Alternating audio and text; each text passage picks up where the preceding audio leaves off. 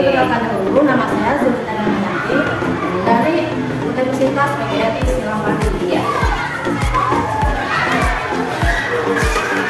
Baiklah, ini dengan siapa?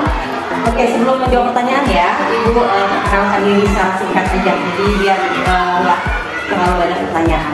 Perkenalkan, nama Ibu kalau panjangnya Ibu Heni Tiasi Faisal SMPD. Nah, jadi Ibu mengajar di sini sudah kurang lebih ke tahun 13 tahun artinya, dan Ibu sekarang posisinya mengajar wali kelas 4D. Jadi panggil saja Ibu Heni. Ya, kelas 4D ya. Kalau di sini guru kelas, tidak ada rapat jabatan. Ada di 2021-2022 Ibu diangkat sebagai kepala perpus. Nah, selain wali kelas, itu menjabat sebagai kepala perpustakaan.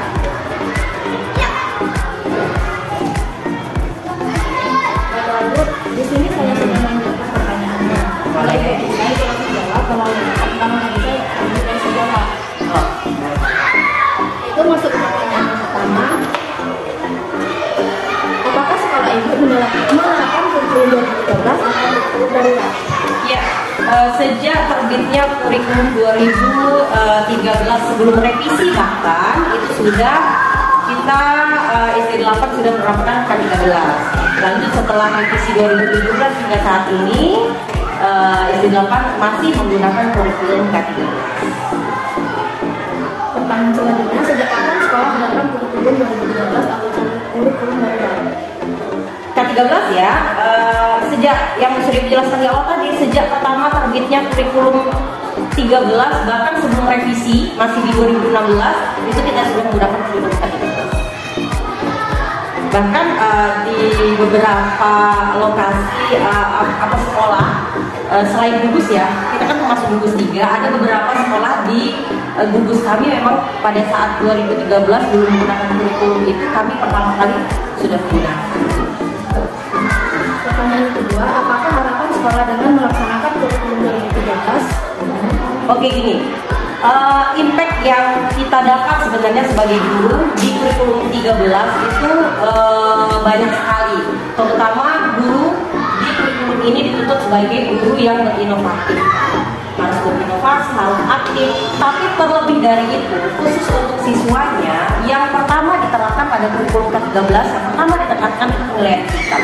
Jadi Ibu berharap kurikulum ini kedepannya, sekarang juga kedepannya itu dapat menumbuhkan karakter-karakter siswa yang memiliki sikap intelektual, baik spiritual, sosial, itu sejalan. Jadi tidak hanya pengetahuan dan keterampilannya saja, tetapi emosional, sikap sosialnya juga berjalan seiring.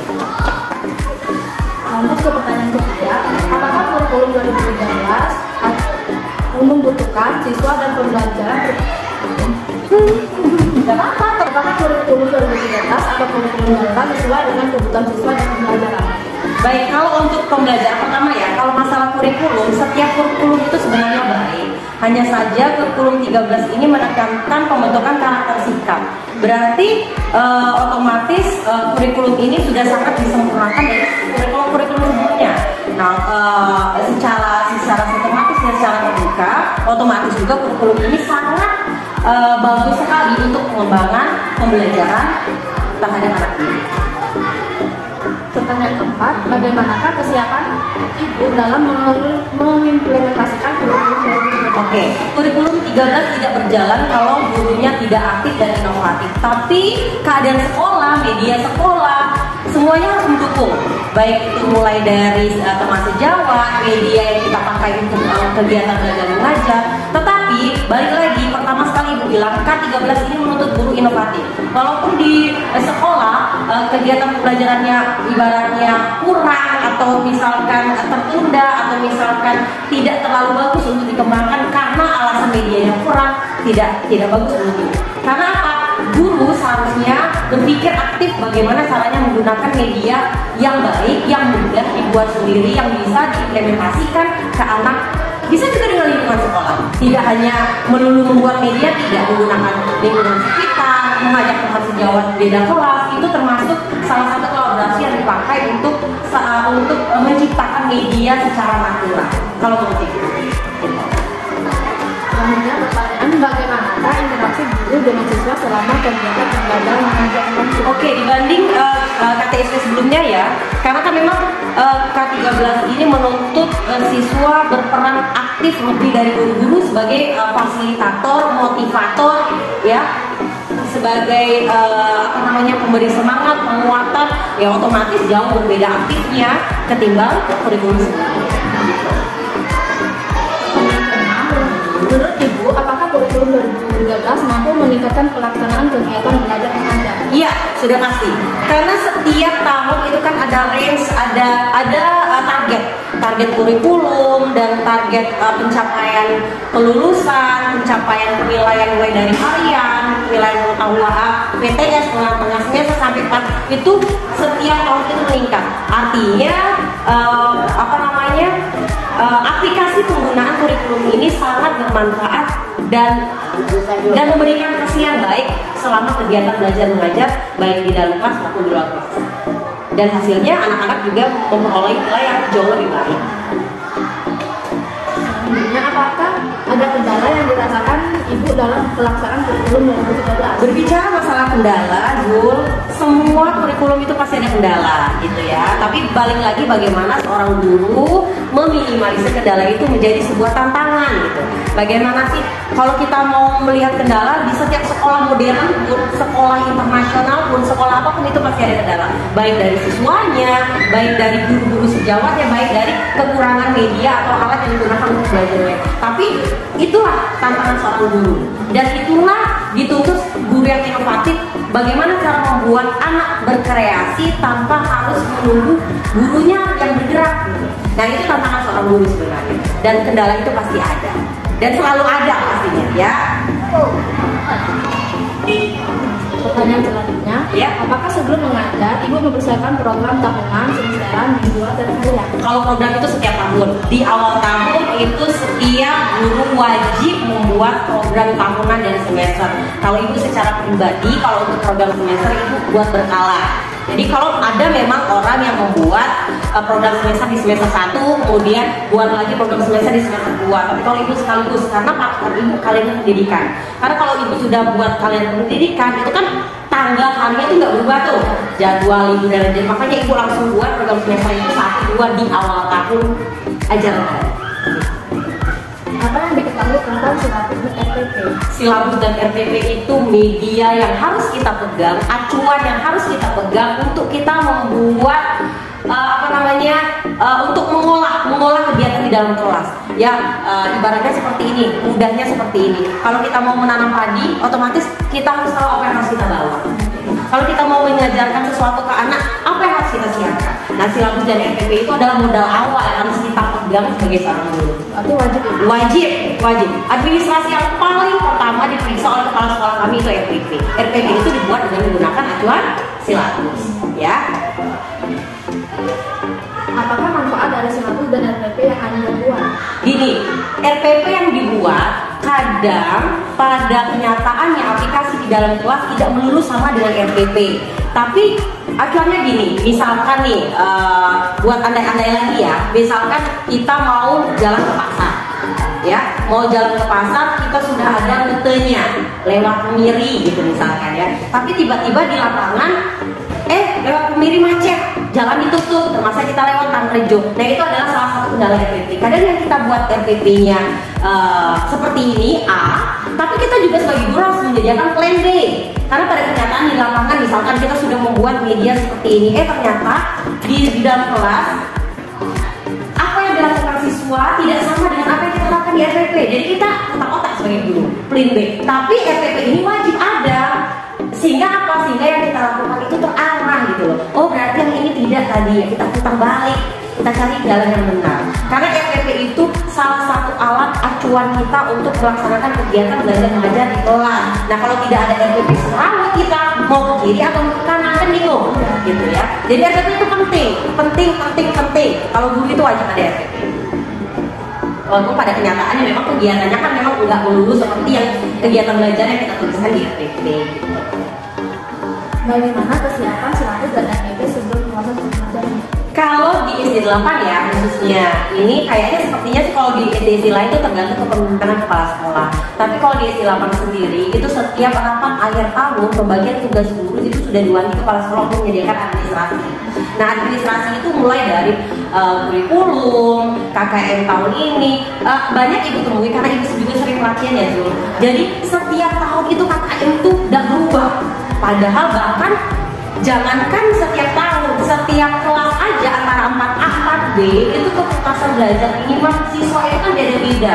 Nah makanya kalau kami di Selatan, kepala sekolahnya agak ini ya, agak maksudnya protek ya untuk hal seperti itu. Jadi kami menyiapkan silabus, administrasi itu selalu di awal ajaran baru sehingga nggak gelabakan. Jadi kalau kita mau ngajar besok hari ini mau RPP kayaknya agak susah karena kerjaan guru itu tidak hanya membuat RPP gitu.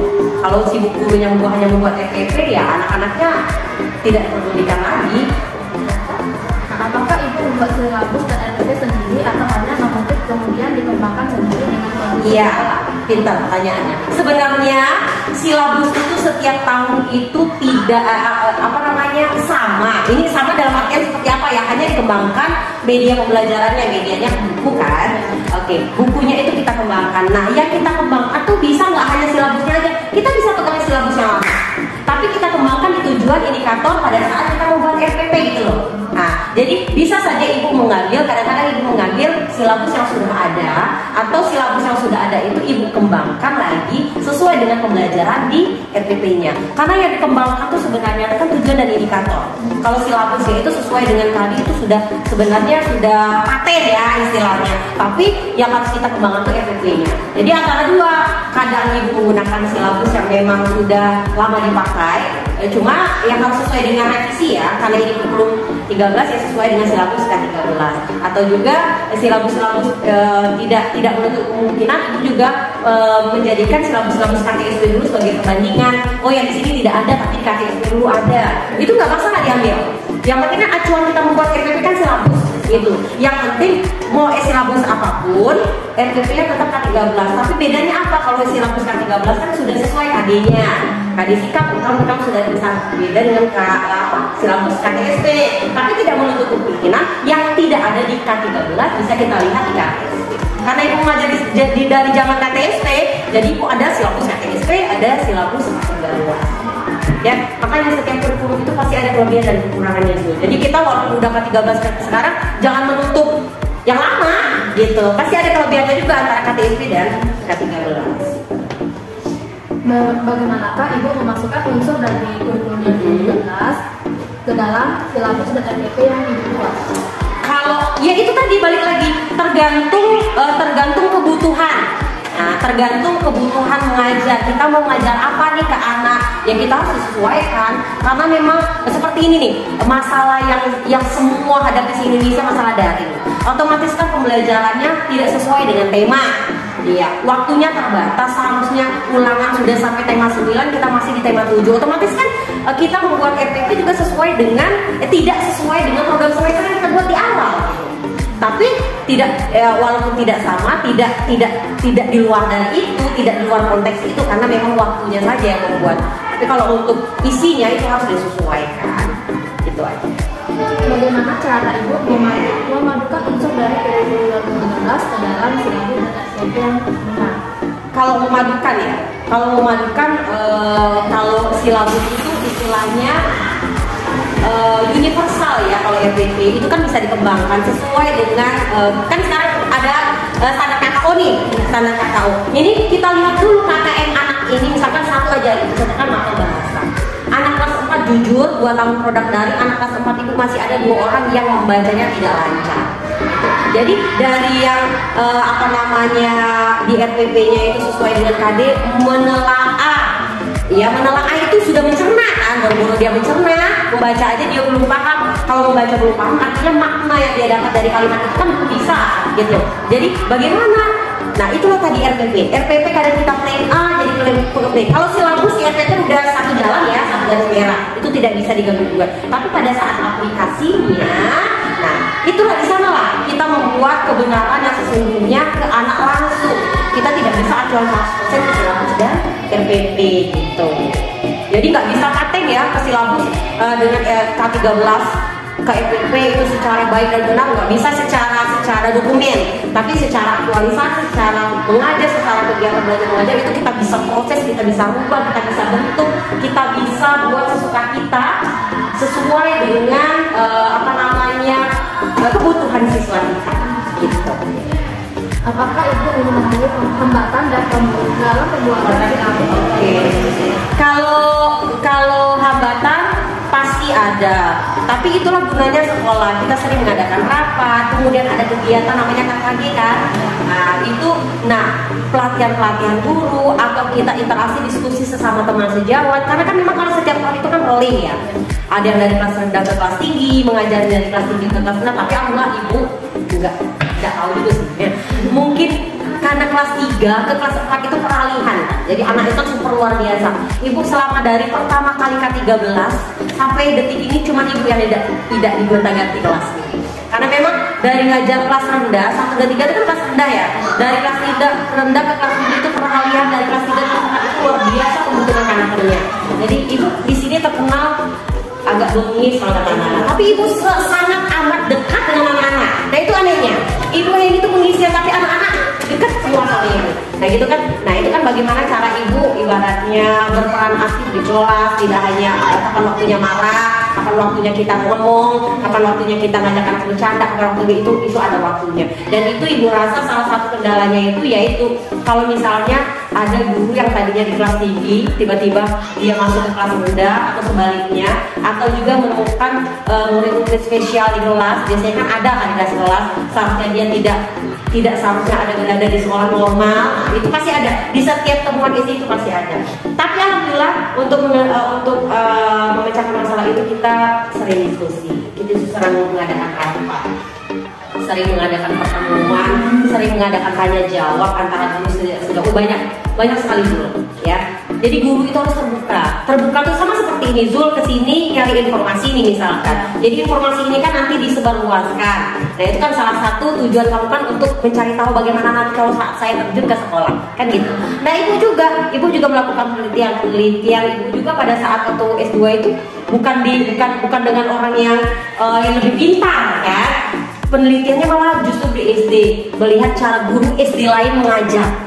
Kita menilai guru lain. Nggak enak sih sebenarnya, karena kalau kita ngerasa tinggi hati, tidak bagus, bukan seperti itu. Tapi mungkin cara dia seperti itu. Nah itu perlu diskusi. Makanya kita sering-sering bertanya, sering-sering kalau misalkan ada sesuatu yang kamu baru tahu yang baik, sering kasih informasi ke teman. Dengan demikian kalau kita ada masalah, kita ibaratnya berkonsultasi dengan teman-teman, mereka juga respon baik ke kita. Gitu. Ya take and give. Gitu ya Zul. Oke. Ini apa tugas untuk apa? Wawancara ini? Untuk tugasnya itu maksudnya maksud dia apa? Oke, telah berkurung. Oh, di sini nanti kamu dapat masalah. Iya kan? Kalian kan disuruh nyari masalah berarti kan? Oke, itu bagus. Ini nanti ujung-ujungnya nanti keseriusi. Iya kan? Oke, ini bagus. Apa yang ibu ketahui tentang itu? RPP itu alat tempur. Nah, alat tempur guru itu bagus tuh, alat tempur. Jadi kalau kita mau perang itu pedang, celurit. Jadi kalau guru itu RPP. Kalau orang mau bertani ke kebun, alat tempurnya angkut. Nah kalau kita RPP. Media bisa kita buat, bisa juga tidak. Kita gunakan yang ada di dalam. Tapi kalau RPP wajib dibuat karena kita berjalan sesuai dengan arahan RPP. Walaupun tadi yang ibu bilang pada kenyataannya, jalan di depan ditutup, ya ada taruh, kita belok ke kanan. Tapi kita sudah ada plan yang pertama. Jadi kita kalau sebelum menemukan plan yang kedua, otomatis kita ada plan yang pertama. Lah kalau kita mau ke Singapura, paspor nggak ada, plan kita mau naik pesawat dari mana nggak, ya kita nggak bingung apa yang kita lakukan ke dalam kelas. Nah untuk anak masanya kerjakan itu bukan guru, ya. Jadi kalau ibu bilang, kalau ada orang yang nanya sama ibu apa itu RPP, alat tempur guru. Nah gitu, ya. Dan itu harus, kalau alat tempur itu kan berarti sesuatu yang bisa kita jadikan tameng. Kalau kita misalkan mau perang, kalau ada alat tempur takut kalah. Kalau kita ada itu, ada anak murid kita akan kalah. walaupun memang pada kenyataannya sesekali kita harus berjiwa besar kalau misalkan kalau kita mengajar ada kesalahan dari protes siswa, kita juga harus berlapang dada karena memang kita juga manusia. Ya, tempur Zul. Apakah ada yang ibu buat sesuai dengan kurikulum Iya, K13. Nah, kemarin ada update kurikulum K13 itu 1 lembar ya. Tapi ternyata setelah dilihat kebenarannya pada pelatihan PPG teman-teman sebelumnya, ternyata kurikulum yaitu FPP yang 1 lembar itu tidak mencakup semua komponen. Dia hanya menuliskan secara umumnya saja, tapi kalau ditelaah Ibu kurang setuju dengan yang FPP 1 lembar ya, karena memang komponen-komponen FPP itu tidak bisa dipisahkan antara satu dengan yang lain, apalagi pada kegiatan inti. Karena kita susah kalau misalnya sibuk ngajar lihat buku lagi mungkin itu pegangan kita FPP, tapi kalau di FPP kita kegiatan intinya sudah round dari atas sampai bawah selesai sudah ada, itu aman. Tapi kalau di FPP 1 lembar ibu rasa tidak ada ya, jadi pas ibu bandingkan ternyata kurang, kan bukan tidak baik ya, mungkin pemerintah mempermudah karena kenyataannya di lapangan guru-guru banyak ada buat FPP, ya udahlah dipermudah 1 lembar. Tapi untuk yang paham oke. Tapi kalau untuk guru-guru yang kurang paham kayaknya FPP yang K13 revisi 2000 yang pertama itu yang dari bukunya. Iya. Apa yang ibu lakukan di awal kegiatan pembelajaran? Persepsi itu penting. Jadi persepsi terus mengingatkan kembali masalah-masalah dengan mengaitkan pembelajaran di hari sebelumnya itu paling penting. Nanti dulu ujuk-ujuk masuk kita kan sesuai FPP itu pertama pasti persepsi anak ngapain dulu. Jadi pembelajaran kita itu dimasukkan ke roh anak itu dengan cara berbicara natural ke anak, menanyakan apakah kamu sudah makan atau belum. Jadi anggap anak itu di dalam ruang keluarga. Jadi anak enjoy dulu, anak sudah ada TikTokan sama kita. Kalau kita langsung ngajar, ada pertanyaan nggak akan mau dia. Tapi kalau dia, pintar, makan apa tadi? Kalau anak sudah luwes, sudah enjoy dalam pembelajaran, sudah, ini asik dunia, jadi pasti dia mengikuti. Jadi kalau mau kita tanya apapun, walaupun dia tidak tahu jawabannya, berebut dia nanya. Itu trik, tips and trick itu persepsi jangan pernah lupa. Ya, dalam keadaan apapun. Nah, tadi pelajaran agama, tadi pelajaran aku agamanya, itu persepsi. Oh iya Bu, tadi mengenal Rasul.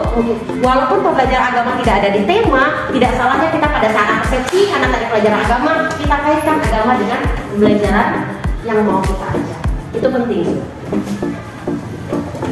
Model atau pendekatan strategi apa yang kita gunakan dalam pembelajaran? Oke. Kalau strategi itu yang namanya strategi kan, anak ini dia pacak mano, kan gitu. Kalau model pembelajaran, kalau strategi itu sesuai dengan muatan pembelajaran yang akan dilaksanakan pada hari itu ya.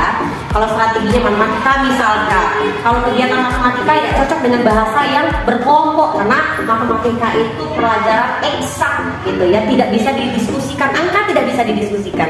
Makanya jangan sekali-sekali, boleh ada materi yang memang bisa dikelompokkan, tapi ingat kalau pelajaran eksak itu agak susah, bukan susah karena mereka di otak mereka, kalau ini mau ya, kalau anak-anak digabung dengan anak-anak pintar, mereka sudah ada jawaban pasti, dan angka pasti itu tidak bisa didiskusikan lagi, dapat gitu. Nah, tapi kalau pelajaran di luar itu bisa. Jadi model pembelajarannya banyak, yang bisa melalui diskusi, tanya jawab, eksperimen kayak IPA. IPA kan tidak bisa kita tanya jawab langsung aja, dia melakukan eksperimen dulu. Jadi model pembelajaran, strategi, apalagi tadi satu lagi teknik itu disesuaikan dengan muatan pembelajaran yang akan dilaksanakan pada kegiatan belajar mengajar. Tidak bisa disamakan dan tiap hari pasti berubah. Yang paling banyak itu tanya jawab, diskusi, eksperimen. Itu yang paling sering.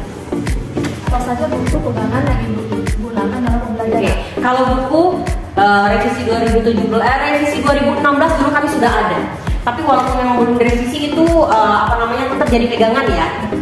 Revisi 2017, setelah itu kami di S8 ini dapat buku pegangan guru Erlangga khusus untuk guru, tapi bukan buku tema, hanya saja buku permuatan. Jadi kami megang IPA sendiri, matematika sendiri, itu penerbit Erlangga.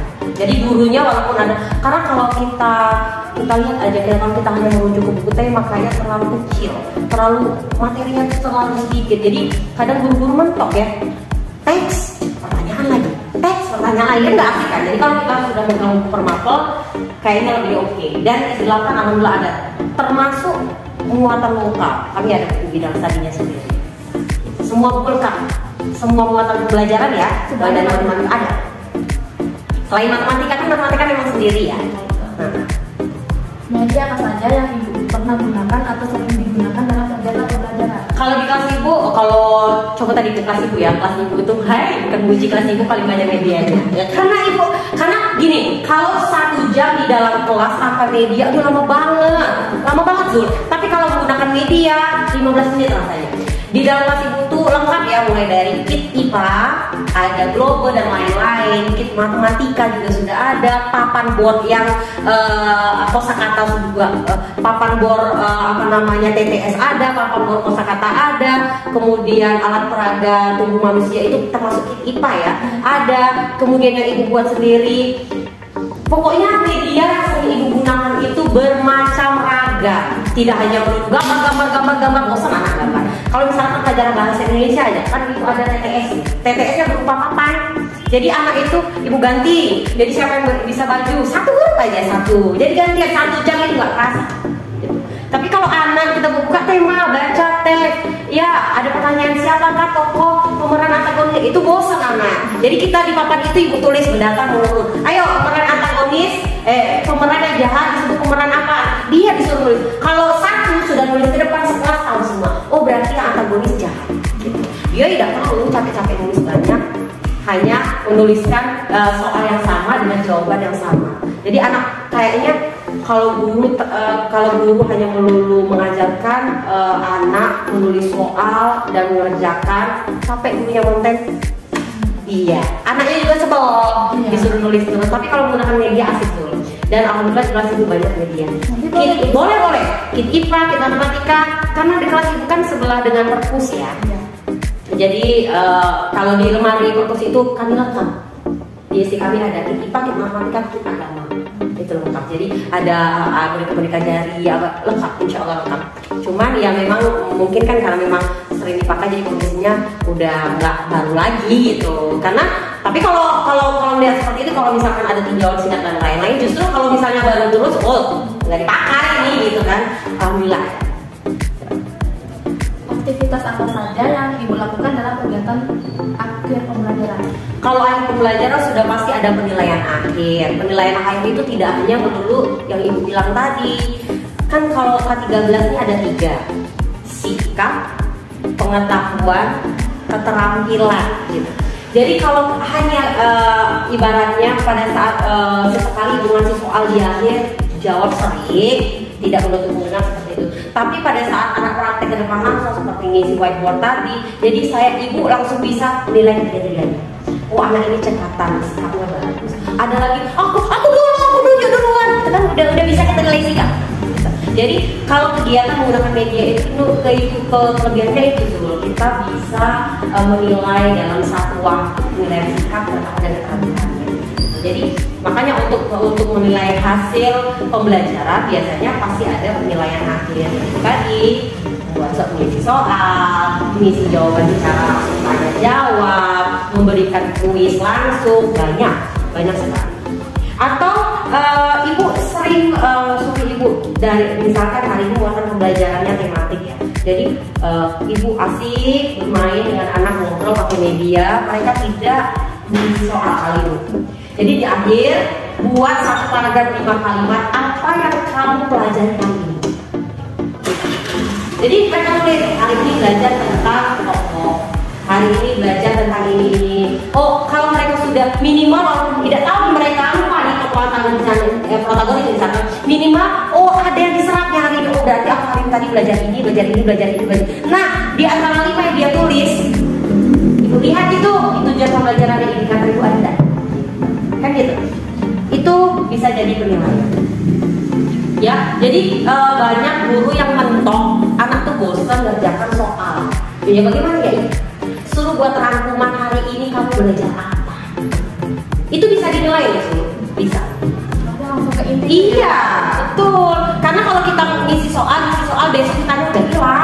udah lupa ya. Gitu. Tapi memang untuk kelas rendah khususnya kelas 1 dan 3 ini ibu berbicara kelas ibu ya. Kalau untuk kelas, karena setiap guru punya strategi dan model lain-lain. Ibu tidak bicara ibu hebat, ibu ini tidak. Ini strategi ibu biar anak tuh aktif belajar itu aja. Nah, tapi kalau guru-guru yang lain ya pasti kan dia sesuai dengan profesionalan dia, jadi seperti apa dia, seperti temannya Zul bisa wawancara ke Ibu Melia, Ibu Melia ada strategi sendiri gitu. Ini berbicara dengan ibu ya, kamu nanya ke ibu. Model penilaian apa yang ibu gunakan dalam pembelajaran? Misalnya memberikan tugas-tugas, proyek, remedi atau Iya. Kalau pengayaan itu sebenarnya dikatakan wajib, iya wajib ya, karena memang apalagi selama pembelajaran daring, ibu akui nilai-nilai anak itu sangat berbeda jauh. Apa namanya, bukan masalah mereka nangkap pelajaran kurang, bukan, karena memang yang faktor utama itu waktu. Sekarang satu pelajaran 1 jam 10 masuk jam 9:08, jadi 8:30 2 jam setengah itu dapat apa, belum lagi potong istirahat gitu. Jadi waktunya sangat terbatas untuk mereka memahami materi. Jadi remedial itu sudah pasti ada, remedial sudah pasti ada. Kemudian kita juga ada diskusi seperti contohnya ya, tugas 5 sering Dika suruh Pak Ibu tidak segan-segan loh guru lain masuk. Ibu takutnya gini, mungkin ibu punya ego harus pintar, jadi harus gini. Ya belum tentu anak kan bisa ikut cara itu. Nah jadi sekarang kita tetap yang 4A itu safety show banget kelas. Ini maunya aku. Mungkin kendaknya dengan kau dengan teman. Karena makanya diskusi teman sejawat itu penting. Karena apa? Karena di kelas kita sudah merasa oke, ternyata anak itu bosan dengan cara kita. Gitu. Makanya kan kalau kita mau standarkan anak ini menengah ke bawah misalkan, kita belajarnya nggak bisa. Karena setiap anak satu bangku aja berdua itu udah beda karakter, udah beda kemampuan, udah beda IQ, udah beda cara belajarnya. Jadi kalau ibu remedial sudah pasti, karena memang ini kan ulangan nih, udah mau kenaikan semester 2 nanti pasti ada remedial. Bukan berarti ibu bilang sudah pasti anak ibu sudah tidak mampu mengerjakan soal, kan bukan ya, karena memang nilai itu pasti ibaratnya bervariasi, ada yang tinggi betul, ada yang kurang betul gitu. Nah yang kurang betul itu kalau kita nggak mengadakan pengayaan tuh, ya mereka pada saat naik ke kelas 5 udah gitu aja terus sampai ke kelas 6 gitu ya. Jadi kita jangan terlalu fokus dengan anak yang ber-IQ tinggi. Anak yang ber-IQ tinggi itu dia fokus di kelas, di rumah juga dia fokus belajar mungkin. Ya. Kita bukan berarti ibu lebih menekankan ke anak yang IQ-nya rendah, bukan. Tapi anggaplah mereka itu anak spesial. Jadi mereka lebih kita push. Kalau anak-anak yang lain kok tinggal kita suruh aja. Kalau pengayaan sih pengayaan jarang. Karena nilai-nilai untuk 2 tahun semester ini yang kita pun standar KTM di atas KTM sedikit. Ini secara fakta ya, memang pada kenyataannya memang kan nilai itu tidak ada, guru tidak nambah nilai, tidak ada, apalagi selama daring. Itu kalau dibilang bohong banget.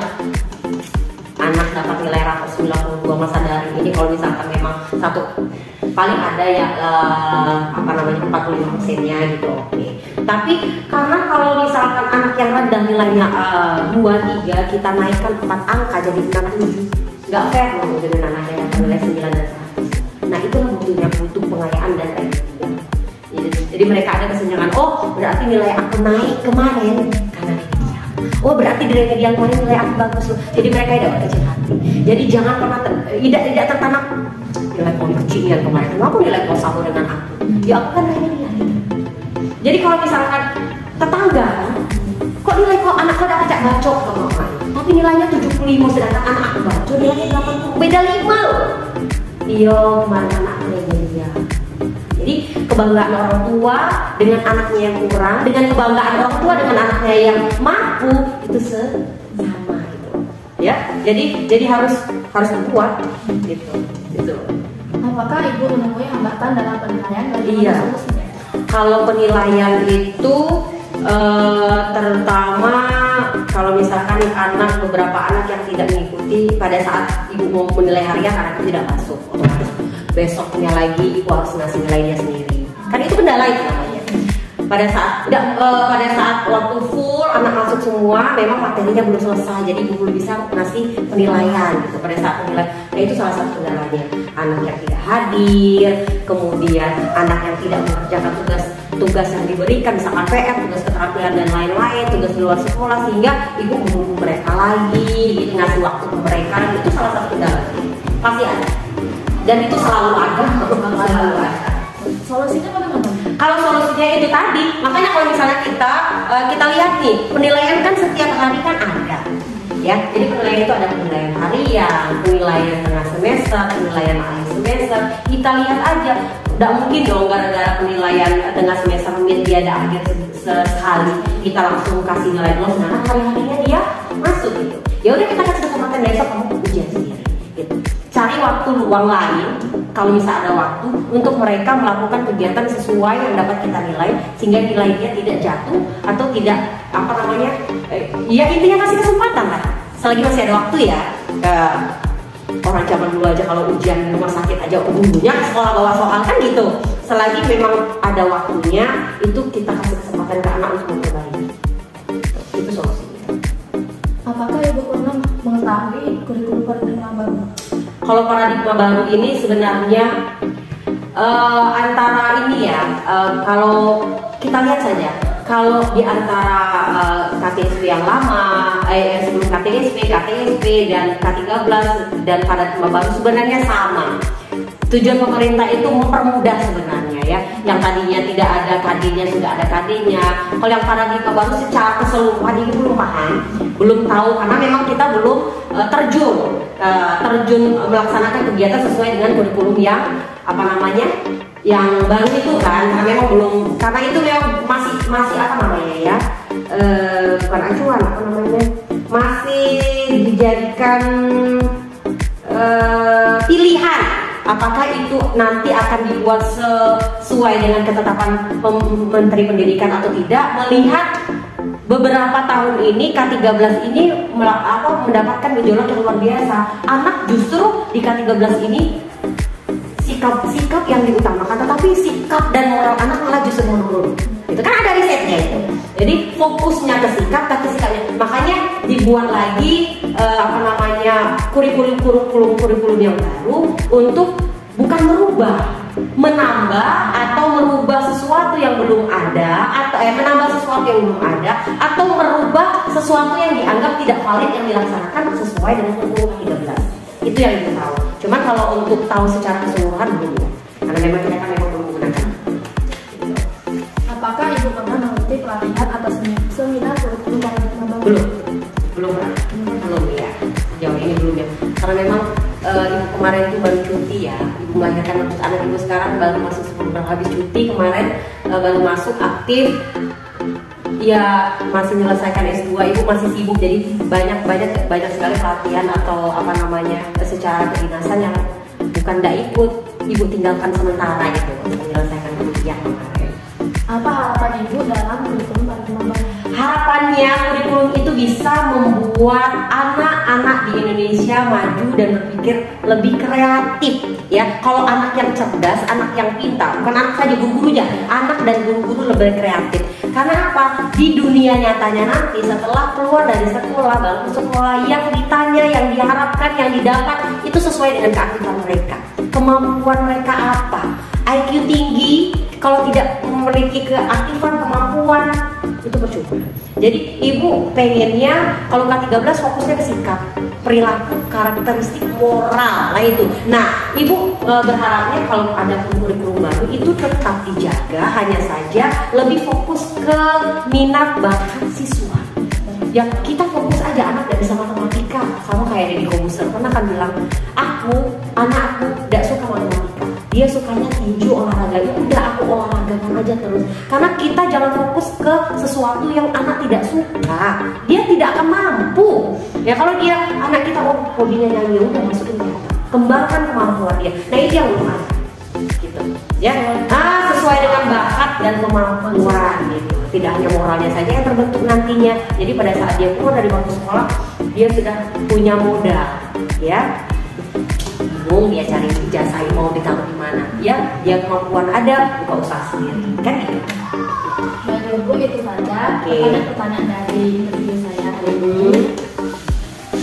Oke, ini ada gitu. Semoga hasilnya baik ya Zul, dan semoga apa yang Ibu sampaikan hari ini bermanfaat. Mungkin penjelasan Ibu terlalu cepat, kan ada rekamannya. Dan itu pun kalau misalkan ada yang kurang baik atau salah atau keliru, pertama Ibu minta maaf dan tidak usah diikuti. Ikuti yang baik-baik aja. Zul, ini tanda tangan Ibu ini. Oke. Panjang nama Ibu Zul. Kasih Maisari S MPD. Oke. Ya, semoga hasilnya baik. Nah, salam buat dosen ya.